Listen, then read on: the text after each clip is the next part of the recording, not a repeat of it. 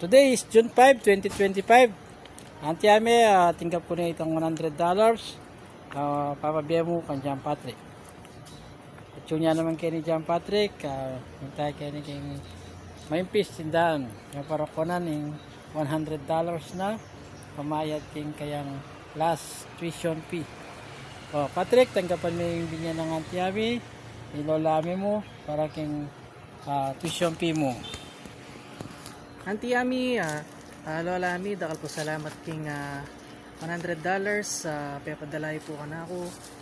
Api na po yung pekatatalwi pong pamamayad ko po king eskwela ini pong $100 sa ini para po kaya kami pong graduation fee. Uning eke po manikuang clearance king eskwela mi na kung eke po may mayad kitang graduation fee.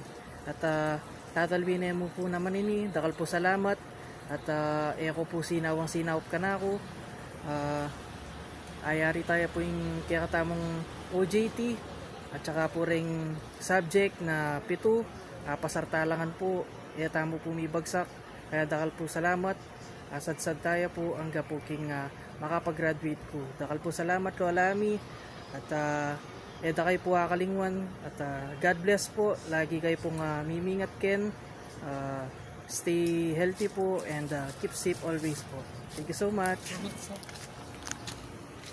Alaya pa 2 minutes. Okay, ito, si Patrick at yun yung pamayad king school na. Papanayan tanya mo kanyan na makapag-march siya.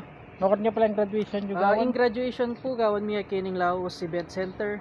At kanya pong June 28. Tentative pa po ito. Tang Laos Hindi pa Event po Center, kaya tayo pa rin intersection, papunta ng SM.